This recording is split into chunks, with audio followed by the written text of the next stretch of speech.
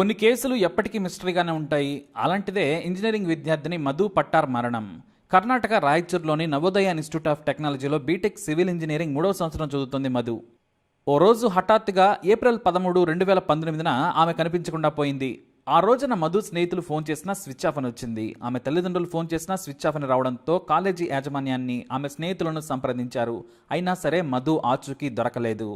చేసేది లేక సాయంత్రం మిస్సింగ్ కంప్లైంట్ ఇవ్వడానికి పోలీస్ స్టేషన్కు వెళ్ళగా, వస్తుందిలే అమ్మా, చిన్నమ్మాయి కదా అంటూ పోలీసులు నచ్చజెప్పారు. దీంతో మధు తల్లిదండ్రులు క్షేమంగానే వచ్చేస్తుందేమో అనుకున్నారు. కానీ మరుసటి రోజు సాయంత్రం వరకు ఇంటికి రాకపోవడంతో పోలీసులకు మరోసారి కంప్లైంట్ చేశారు.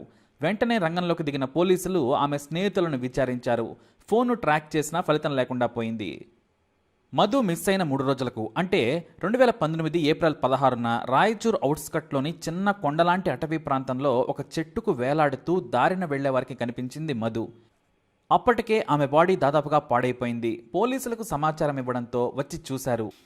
ఉరి వేసుకుని చనిపోయినట్లుగా ఉంది. కానీ ఆమె బాడీ కింద మంట పెట్టినట్లుగా ఉంది. ఇక జంతువులు కూడా ఆమె కాలు, చేయి భాగాన్ని కొరికేశాయి. అలాగే పక్కనే చెప్పులు కూడా కదపకుండా జాగ్రత్తగా ఒకే చోట ఉన్నాయి. ఆ చెప్పుల పక్కనే నా చావుకి కారణం నేనే అనే నోట్ పోలీసులకు దొరికింది. ఈ వార్త కాలేజీలో తెలియడంతో వాళ్లు పెద్ద ఎత్తున ధర్నాకు దిగారు.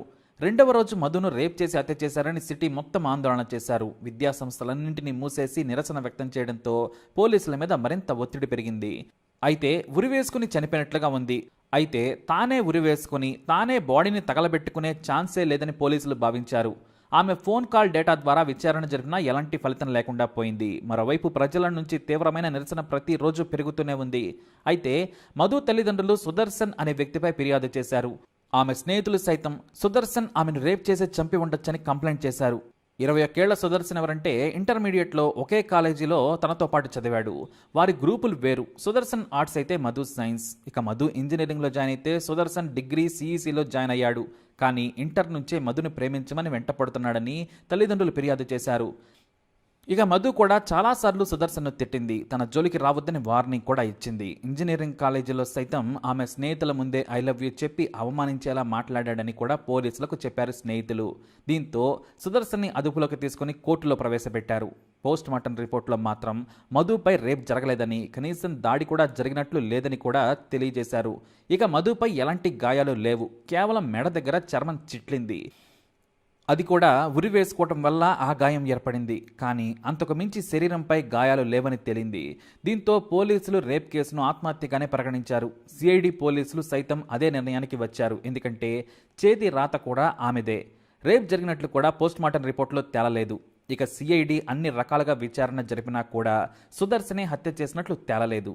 కానీ మధు పేరెంట్స్ కానీ విద్యార్థులు కానీ పోలీసుల మాట మాత్రం నమ్మలేదు. హత్య చేయకుండా ఆమె బాడీ కింద మంట ఎవరు పెట్టారు, కొంత భాగం ఎందుకు కాలిపోయిందనేదే ప్రశ్న.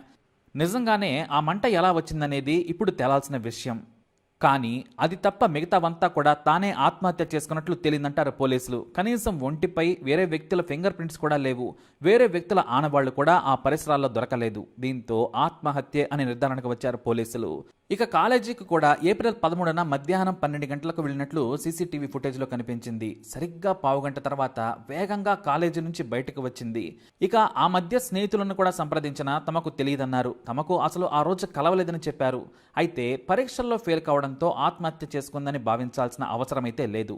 ఆమెకు ఒక్క బ్యాక్లాగ్ కూడా లేదు. కానీ ఇంటర్నల్ పరీక్షలకు హాజరు కావడం లేదని విచారణలో తేలింది. కాలేజీలో అయితే ప్రేమలు లేవు, ఎలాంటి వివాదాలు కూడా లేవు. ఒక్క సుదర్శన్ మాత్రమే ఆమె జీవితంలో ఉన్న చిరాకు. అంతకు మించి అనుమానించదగ్గ విషయాలు ఏమీ లేవు. పోలీసులకు కూడా దొరకలేదు.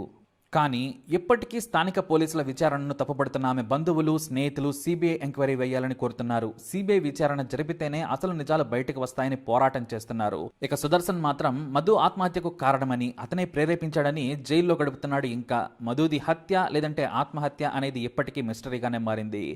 పోలీసుల విచారణలో అన్నీ సరిపోలాయి. ఒక్క బాడీని కాల్చేందుకు ప్రయత్నించింది ఎవరు అనేది తప్ప. సుదర్శన్ మాత్రం తనకేం తెలియదంటున్నాడు. దీంతో ఈ మిస్టరీని ఛేదించడం పోలీసులకు సవాల్గా మారింది. వారికి సుదర్శన్ తప్ప మరో నిందితుడు కనిపించడం లేదు. కానీ అతడే చేశాడనడానికి ఆధారాలు కూడా లేవు. దీంతో మధుని ఆత్మహత్యకు ప్రేరేపించాడు, మధు మృతికి కారణం అతనే అనే కంక్లూజన్కు వచ్చారు పోలీసులు.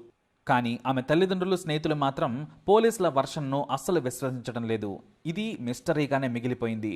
మంట ఎవరు పెట్టారు అనే దానిపై ఇంతవరకు క్లారిటీ లేదు. అది తేలుతుందా లేదా కూడా తెలియదు. మరి మధు మృతిపై మీ అనుమానాన్ని తప్పకుండా కమెంట్ ద్వారా తెలియజేయండి. అలాగే ఇలాంటి ఇన్ఫర్మేషన్స్ కోసం ఈ వీడియోని లైక్ చేయండి, షేర్ చేయండి, మా ఛానల్ని సబ్స్క్రైబ్ చేసుకోండి.